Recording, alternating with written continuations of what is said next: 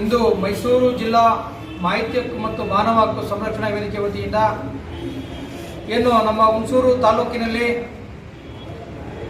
RTI ಕಾರ್ಯಕರ್ತರಿಗೆ ಏನು ಆಗ್ತಿರ್ತಕ್ಕಂತಹ ನೋವುಗಳು ಮತ್ತು ಅವ್ರ ಮೇಲೆ ಆಗ್ತಿರ್ತಕ್ಕಂತಹ ಅನ್ಯಾಯಗಳ ವಿರುದ್ಧ ಹೋರಾಟವನ್ನು ಮಾಡುವಂಥವ್ರಿಗೆ ಏನು ದೌರ್ಜನ್ಯಗಳಾಗ್ತಾ ಇದೆ, ಕೆಲವರು ಬೆದರಿಕೆ ಕರೆಗಳಾಗ್ತಾ ಇದೆ, ಅದರ ವಿರುದ್ಧವಾಗಿ ಮುಂದಿನ ದಿನಗಳಲ್ಲಿ ನಾವು ಯಾವ ಸೂಕ್ತ ಕ್ರಮ ಕೈಗೊಳ್ಳಬೇಕು ಮತ್ತು ಕಾನೂನು ಹೋರಾಟ ಯಾವ ರೀತಿ ನಡೆಸಬೇಕು ಅನ್ನೋದ್ರ ಬಗ್ಗೆ ಸಂಪೂರ್ಣವಾಗಿ ಇವತ್ತು ಮೈಸೂರು ಜಿಲ್ಲೆಯ ಪದಾಧಿಕಾರಿಗಳು ಮತ್ತು ಕೆಲವು ತಾಲೂಕು ಮಟ್ಟದ ಅಧ್ಯಕ್ಷರುಗಳು ಪದಾಧಿಕಾರಿಗಳ ಬಂದು ಕೂಡ ಸೂಕ್ತ ಚರ್ಚೆಯನ್ನು ಮಾಡಲಾಗಿದೆ. ಅದರಲ್ಲೂ ಇವತ್ತು ಕೆಲವು ಪ್ರಮುಖವಾಗಿ ನಿರ್ಣಯಗಳನ್ನು ನಾವು ಕೈಗೊಳ್ಳಲಾಗಿದೆ. ಮುಂದಿನ ದಿನಗಳಲ್ಲಿ ಯಾವ್ಯಾವ ರೀತಿ ನಾವು ಆ ಕಾರ್ಯಕರ್ತರಿಗೆ ನೋವಿಗೆ ಮತ್ತು ಅವರಿಗೆ ಯಾರು ಬೆದರಿಕೆಗಳಾಗ್ತಿದ್ರೆ ಅವರಿಗೆ ನಿಲ್ಲುವಂಥದ್ದು ಹೇಗೆ ಅನ್ನೋದ್ರ ಬಗ್ಗೆ ಸಂಪೂರ್ಣವಾಗಿ ಚರ್ಚೆ ಆಗಿದೆ. ನಾವು ಅವರು ಯಾವುದೇ ಕಾರಣಕ್ಕೂ ನಾವು ಹಿಂದೆ ನಡೆಯುವ ಮಾತೇ ಇಲ್ಲ, ನಿಮ್ಮ ಬೆಂಬಲಕ್ಕೆ ನಾವು ನಿಲ್ತೀವಿ ಅಂತೇಳಿ ಇವತ್ತು ನಮ್ದೆಲ್ಲ ಒಗ್ಗಟ್ಟಿನ ಪ್ರದರ್ಶನವನ್ನು ಮಾಡ್ತಾ ಇದ್ದೀವಿ. ಮುಂದಿನ ದಿನಗಳಲ್ಲಿ ತಾಲೂಕು ಮಟ್ಟದಲ್ಲಿ ಈ ವಿಷಯವನ್ನು ಚರ್ಚಿಸಲಾಗ್ತದೆ. ಅಲ್ಲೂ ಕೂಡ ಸಂಪೂರ್ಣವಾದ ಸಹಕಾರವನ್ನು ಏನು ಮಾಹಿತಿ ಹಕ್ಕು ಕಾರ್ಯಕರ್ತರ ಮೇಲೆ ಹಲ್ಲೆಗಳಾಗುವಂಥದ್ದು, ದೌರ್ಜನ್ಯಗಳಾಗುವಂಥದ್ದು ಏನಿದೆಯೋ ಅದ್ರ ಬಗ್ಗೆ ಸಂಪೂರ್ಣವಾಗಿ ನಾವು ಅದನ್ನು ವಿರೋಧಿಸಿ ನಾವು ನಿಲ್ತೀವಿ ಅಂತ ಹೇಳ್ತಾ ಈ ಮೂಲಕ ನಾವು ಈ ಸಭೆಯನ್ನು ಮುಕ್ತಾಯಗೊಳಿಸ್ತಾ ಇದ್ದೀವಿ. ಎಲ್ಲರಿಗೂ ನಮಸ್ಕಾರ. ನಮ್ಮ ಮೈಸೂರು ಜಿಲ್ಲಾ ಮಾಹಿತಿ ಹಕ್ಕು ಮತ್ತು ಮಾನವ ಹಕ್ಕು ಸಂರಕ್ಷಣಾ ವೇದಿಕೆಯಿಂದ ಇವತ್ತು ಕೆಲವು ನಿರ್ಣಯಗಳನ್ನು ತಗೊಳ್ಳಿದ್ದೇವೆ. ಮೈಸೂರು ಜಿಲ್ಲೆಯಾದ್ಯಂತ ನಡೀತಕ್ಕಂಥ RTI ಕಾರ್ಯಕರ್ತರಿಗೆ ಆಗ್ತಾರ ತೊಂದರೆಗಳ ಬಗ್ಗೆ ರಕ್ಷಣೆ ನೀಡುವ ಒಂದು ವಿಚಾರದಲ್ಲಿ ಪೊಲೀಸವರಿಗೆ ನಾವು ಮನವರಿಕೆ ಮಾಡ್ಕೊಳ್ಳೋ ವಿಚಾರದಲ್ಲಿ ಹಾಕೊಳ್ತಿದ್ವಿ.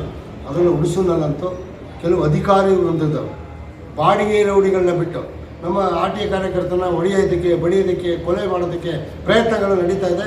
ನಾವು ಈಗಾಗಲೇ SP ಅವರಿಗೆ ನಾವು ದೂರನ್ನು ಸಹ ಸಲ್ಲಿಸಿದ್ದೇವೆ.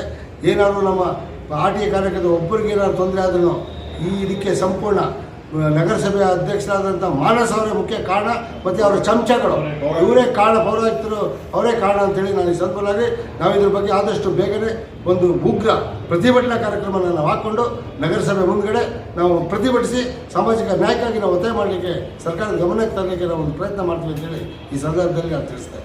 ಸಾಲಕ್ಕೆ ಪತ್ರಕರ್ತರು ನಮ್ಮ RTI ಕಾರ್ಯಕರ್ತರು ಕೆಲವು ಪತ್ರಕರ್ತಿದ್ದಾರೆ. ಪತ್ರಕರ್ತರಿಗೆ ಹೋದರೆ ಅವ್ರಿಗೆ ದೌರ್ಜನ್ಯ, ಮಾನಸರು ದೌರ್ಜನ್ಯ ಮಾಡಿ ಮೊಬೈಲ್ನ ಕಿತ್ಕೊಂಡು ರೆಕಾರ್ಡ್ ಮಾಡಿದಂಥದ್ದನ್ನ ಡಿಲೀಟ್ ಮಾಡಿ ಈ ರೀತಿ ಗೂಂಡಾವರ್ತಿ ಮಾಡ್ತಾ ಇದ್ದಾರೆ. ಮಾನಸ ಅವರ ನಕಲಿ ಪ್ರವರಾಗ್ತರು ಅವರು. ಈ ಥರ ಮಾನವದ ಬಗ್ಗೆ ಸರ್ಕಾರದ ಜಿಲ್ಲಾಧಿಕಾರಿಗಳು ಅವ್ರ ಬಗ್ಗೆ ಕ್ರಮ ತಗೋಬೇಕು. ಸಾಲಿಗೆ ಹುಣಸೂರಿಗೆ ಅವ್ರು ಬಂದು ಸೇವೆ ಸಲ್ಲಿಸಿದ್ರೆ ನಕಲಿ ಡೂಪ್ಲಿಕೇಟ್. ಇವತ್ತು ಜಿಲ್ಲಾಧಿಕಾರಿಗಳು ಅದ್ರ ಬಗ್ಗೆ ಕೇಳಿದ್ರೆ ಮೌನ ತಳೆದಿದ್ದಾರೆ. ಇದರಲ್ಲಿ ಜಿಲ್ಲಾಧಿಕಾರಿಗಳ ಪಾತ್ರ ಏನೋ ಅಂತ ತಿಳಿಬೇಕು, ಅಥವಾ ಮಾನಸರಿಗೆ ಜಿಲ್ಲಾಧಿಕಾರಿ ಎದುರ್ಕೊಳ್ತಾ ಇದ್ದಾರೆ ಅಂತ ತಿಳ್ಕೊಬೇಕು, ಅಥವಾ ಸರ್ಕಾರ ಇಡೀ ಎಂಟೈರ್ ರಾಜ್ಯ ಸರ್ಕಾರ ಬೆನ್ನಿಂದ ಇದೆ ಅಂತ ತಿಳ್ಕೊಬೇಕು. ಇದು ಹೇಸಿಗೆ ಆಗ್ತದೆ ಮಾತಾಡೋಕ್ಕೆ. ಒಬ್ಬರು ಅಫ್ಟಾಲ್ ಒಬ್ಬ ಚೀಫ್ ಆಫೀಸರ್ ತಗೊಂಡು ನಗರಸಭೆ ಕೂರಿಸ್ಬಿಟ್ಟು ನಗರಸಭೆನ ಹಾಳು ಮಾಡ್ತಾ ಇದ್ದಾರೆ, ಆರ್ಥಿಕ ನಷ್ಟ ಮಾಡ್ತಾ ಇದ್ದಾರೆ, ಅಕ್ರಮ ಖಾತೆಗಳನ್ನ ಮಾಡ್ತಿದ್ದಾರೆ. ಶ್ರೀಮಂತರಿಗೆ ಮೊದಲು ಕೆಲಸ ಮಾಡ್ಕೊಡ್ತಾರೆ, ಬಡವರು ಕೆಲಸ ಮಾಡೋದಿಲ್ಲ. 1997ರಲ್ಲಿ ಮಾಡಿದಂಥ ಒಂದು ನಿವೇಶನಗಳನ್ನ ಬಿಟ್ಟರೆ ಇವತ್ತವರೆಗೂ ಒಂದು ಬಡವರಿಗೆ ಒಂದು ಸೈಟ್ ಕೊಡೋಕ್ಕಾಗಲಿಲ್ಲ. ಮಾಜಿ ದಿವಂಗತ ಸಚಿವ MLA ಪಾಪಣ್ಣವ್ರು ಕೊಟ್ಟಂಥ 780 ಹಕ್ಕುಪತ್ರಗಳಿಗೆ ಒಂದು ಸೈಟ್ ಕೊಡಲಿಕ್ಕೆ ಅವ್ರಿಗೆ ಯೋಗ್ಯತೆ ಇಲ್ಲ. ಅದ್ರ ಬಗ್ಗೆ ಕ್ರಮ ತಗೊಳ್ಳೋಕ್ಕೆ ಮಾನಸರಿಗೆ ಯೋಗ್ಯತೆ ಇಲ್ಲ. ಅಲ್ಲಿರುವಂಥ ಎಲೆಕ್ಟೆಡ್ ಬಾಡಿಗಳಿಗೆ ಯೋಗ್ಯತೆ ಇಲ್ಲ.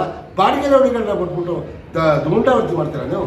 ಇದಕ್ಕೆ ದೇವರಿದ್ದಾನೆ, ನಿಮ್ಗೊಂದು ಪಾಠ ಕಲಿಸ್ತೀವಿ, ಬಿಡೋದಿಲ್ಲ, ಇದಂತೂ ಖಚಿತ.